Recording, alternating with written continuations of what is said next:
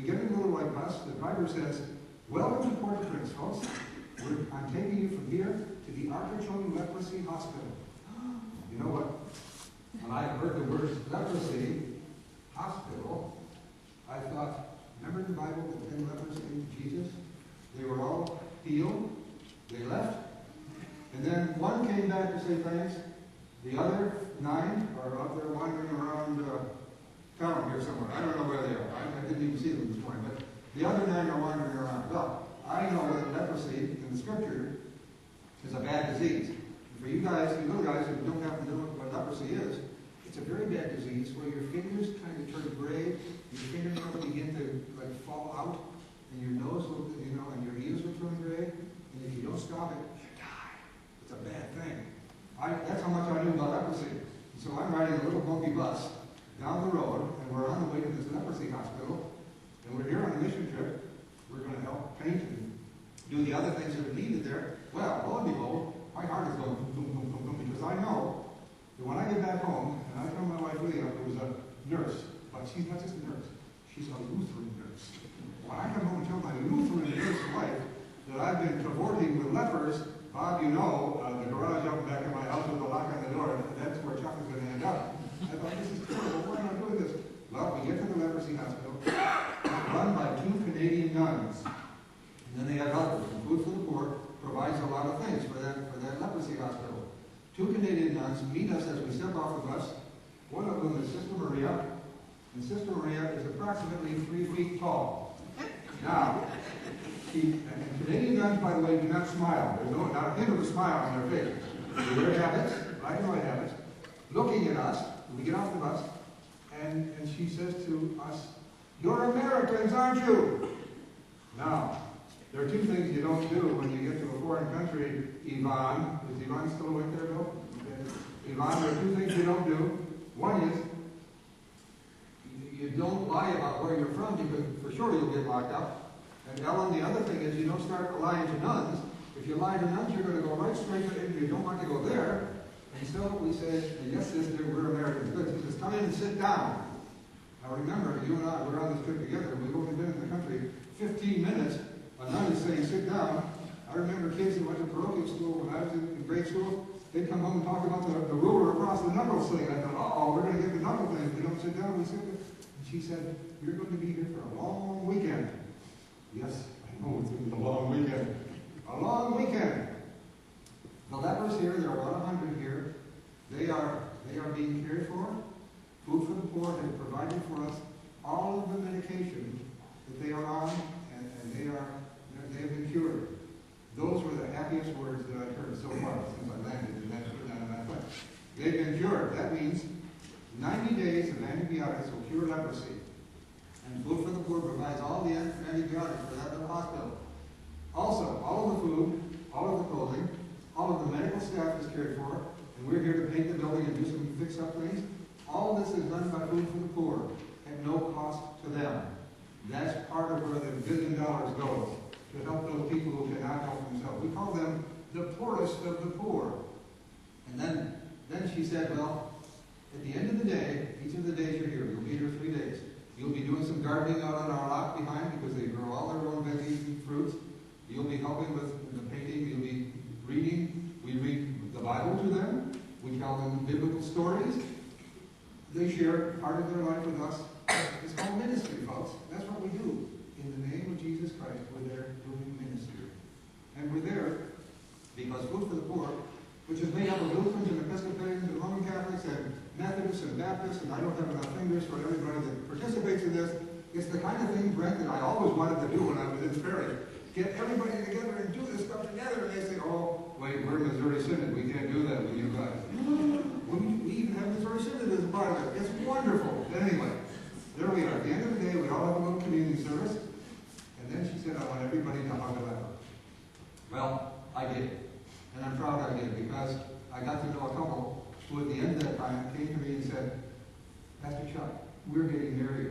I never thought Carol and I could fall in love because they were somewhat disfigured. But he said, I never thought somebody would love me, but we are going to be married in April." Well, then April has passed and they're married, and God bless them. But that's what Food for the Poor does. Now, part of the ministry of that. How much time do I have in? 4 minutes. Oh, it's like a 2-minute morning times 2, right? It's great. 4 minutes. Part of the ministry that we do there and in a lot of other places is to feed people. And so, the back of the building is where people come in with buckets. They come with buckets, and the wall lifts, and there are large containers of rice and beans. And here I am on a mission trip, and I'm going to be serving beans, or I'm going to be serving rice. They come up in a line, and they get food for 4 or 5 people, because the little paper shacks that they live in, they can't possibly cook there, because if you start a fire in a paper shack, guess what? You don't have the shack anymore. So they come, and they get warm food, and then they take it back and feed it to their families. And so, we're passing out the food, and at the end of that hour, after we've done that, because by now it was dark, I asked the director, I said, why do people eat that don't have anything to eat? And the director of the food program was a gentleman. He said, well, they have to eat this. And I didn't know what the this was, but the this was, what's your name? Mary Ann, will you stand just a moment, please? If you hold this up, this is a mud patty. Now, look at, hold it up high now. But look, don't look at Mary Ann, she's a very beautiful lady, but you look at the mud pie, please. The mud pie will show you, this is what people eat. And I said, well, that's terrible. How's it made? He said, well, they take clay and mud, a little bit of bouillon flavoring, some water, and then they put it on a flat surface to dry. And once it's dry, then on the streets you can buy these for about a penny. And so mothers break off pieces of this and feed it to their babies. So when they said, Chuck Robertson, what do you do on weekends? And I said, well, I do this. And I said, would you be willing to go and speak to congregations? Since people are eating mud an hour and change from your kitchen table in Haiti, would you be willing to tell people that for 4 cents, we can feed them a meal instead of causing them to eat mud? I said, yes, I will.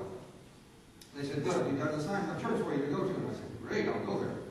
Well, they said, we'll set it up. They called me and they said, you're going on the first week in January. I said, great, that's wonderful, I'll do that. And it's in Minot, North Dakota.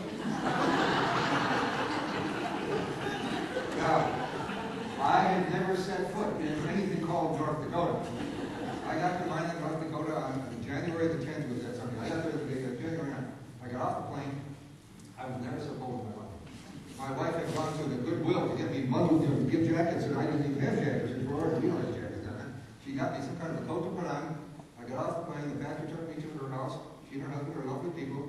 They put me in their little apartment there in the house, in the basement of the house. Now, everybody knows that warm air rises and cold air down elsewhere, right down in the basement. Oh, what a night that was.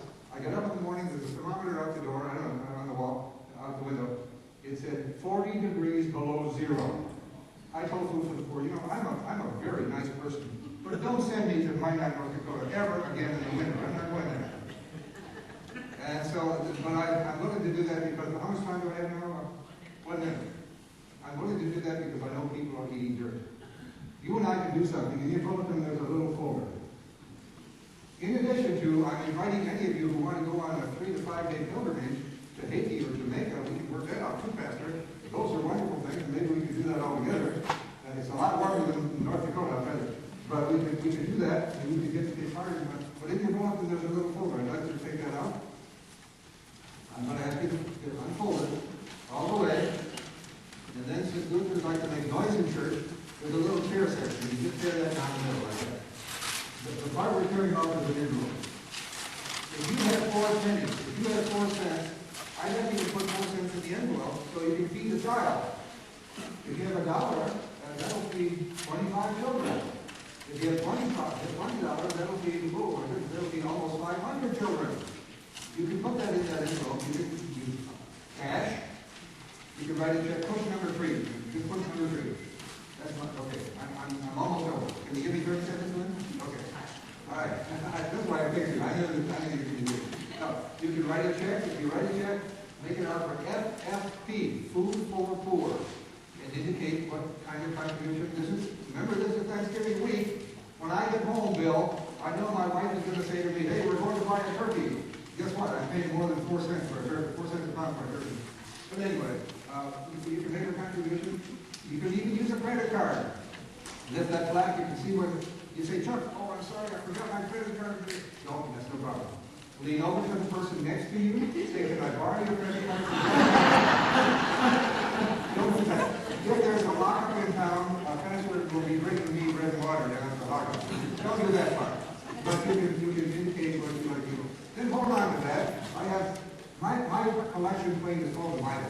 at the end of church. You can stick it in my Bible. Mid-afternoon, I'll be on a plane back to Florida. Tomorrow morning, your contribution will be on the way to feeding, helping, building houses, helping those who are the poorest of the poor. I was hungry, I was thirsty, I was naked, I was sick, I was in prison. Inasmuch as you've done this unto one of the least of these, my brothers and sisters, you've done this to me. God bless all of you. Thank you so much for having me. Thanks for loaning me the kids. Pastor Brent.